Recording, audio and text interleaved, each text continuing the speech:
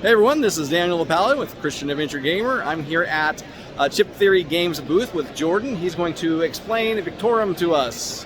So Hoplomachus Victorum is Chip Theory's love letter to solo gaming. The game will play out over 4 acts. Each act is roughly 1 to 2 hours of gameplay. You have 12 weeks to finish each act. At the end of each act, you need to challenge one of the 3 other champions to vie for the right and honor to try and defeat the Scion, who is the big boss that you will face at the end of Act 4. It will take 1 week's worth of movement for you to move from one spot to another on the map. So we are playing as Kraken Lance. Each of the different heroes that you can play as are also one of the 3 other champions that you will have to challenge in gladiatorial combat to earn that right to fight the Scion. So by the end of Act 1, we have 3 other champions. Zach here is a Lemosian. We know that is because the brown border here. When we look on the map here, Lemosians are over here.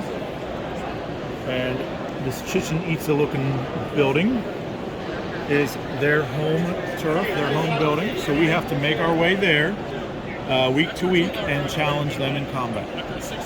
Once we defeat them, Act 1 will be finished, and then we move on to Act 2, and we are limited to 12 weeks again to fight and kill another champion.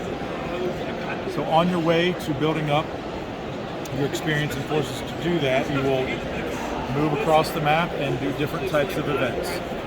You'll see different icon and color-coded event spots. There are 3 different types of events. There are sporting events, opportunity events, and bloodshed events. Opportunity events are read it and there's a result. It's an event card essentially. The bloodshed events is fight to the death combat. Think of fighting like bandits on the side of the road. Bloodshed events are how you earn training points, which is how you level up your hero. Sporting events, you actually, to win those, you don't want to kill the opponent units. They are either going to be a capture the flag or a king of the hill scenario. You win them by either holding the flag or being on top of the hill and getting up to 6 victory points.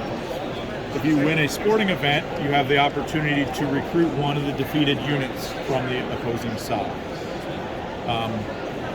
You see 4 different mats, all double-sided.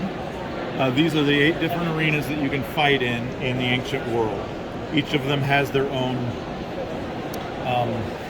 environmental rules, automation for the opponent chips that you're going to face in every battle. And it also tells you what the special abilities or special bonus for the people that are local to that map are. So when we draw one of the 2 combat-based events, it will tell us how to set up the board. You see chips on both sides. We have our heroes camp, and we have the opposing local camp. So on this card here, it shows that on the opposing side, there's an L and then 2 helmets. So the L stands for local. Those are the spectators that are up here in the Coliseum-looking organizer. You'll see 2 additional helmets. Those are just 2 troops that get drawn out of the draw bag. On our side, you have H for hero, and the other 3 say the same 3 troop symbols. So we already talked about recruiting from the sporting events. One of your stats on your hero sheet is leadership. So we have 5 leadership right now. That means we can have our hero and up to 5 other units over here. So once we defeated these units over here, at the end of this capture the flag scenario, if we did not kill that unit, we can recruit him. So that is how we make our forces stronger. Whatever we don't recruit goes into this bag. So this is also how difficulty ramps up as you move around the bag, because these more elite units are going to get drawn out 1 per battle, and this bag is going to get more and more full, and the chance of you drawing one of these more basic opponent chips is going to lessen and lessen for every fight that you do. Okay.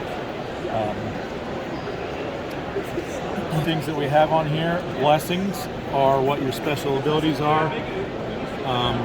Health is what your health is, and then over here we have 4 different dice and 4 different colors. So our hero can attack up with up to 4 different dice. Yellow is the lowest probability dice, that is the basic dice.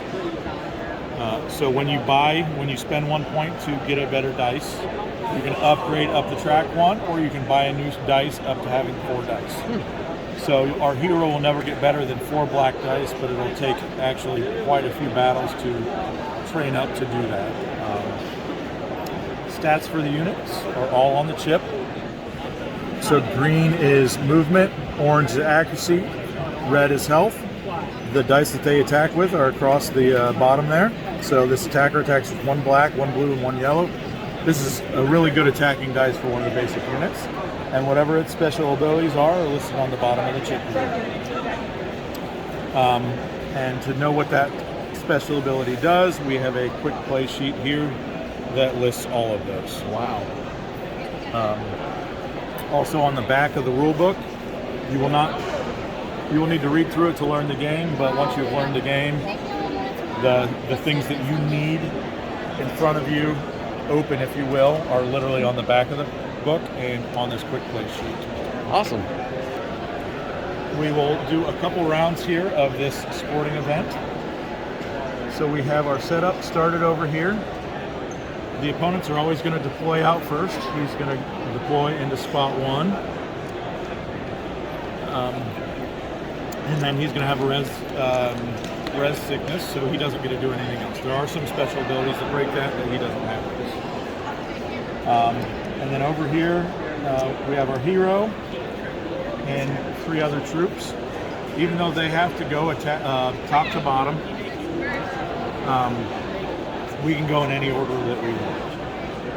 I know this trident's here. I see this guy has 1 movement, so I want to grab it before he does, because this trident's pretty hurtful to grab. So I'm looking at my movement here. I don't necessarily want to put my hero out yet, so I'm going to put the attacker out. So next round, we're going to deploy our next guy. He will go to the next legal spot, because you're going to deploy before you move. And then after the deployment's done, they're going to play a tactic if they can. So this guy has adrenaline. And he's going to go ahead and play it on himself. And that gives him an extra movement, which is not good for us. Remember how we talked about we put this guy out because we wanted to get to the trident first? Well, he's going to go 1, 2, and go to the trident. How do we know that he's going to go there? Well, the Atlanteans, on that bottom track it says all. So he's going to move towards the flag holder first. We don't have a flag holder. So then he's going to move towards the unequipped trident next.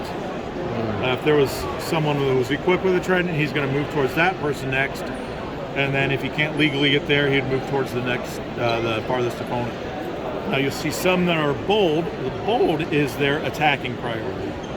So he would attack a flag holder first, then move on to the opponent with the trident, and then to the farthest opponent. Still out of range for attack.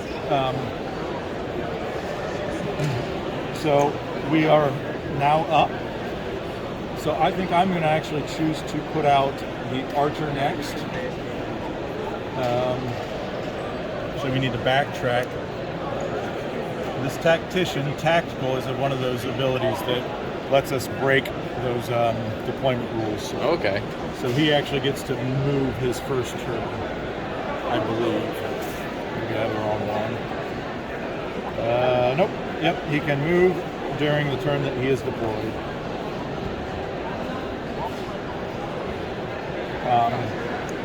Now he's going to go 1, 2, 3 because he's moving towards the farthest opponent, and he has a movement of 3.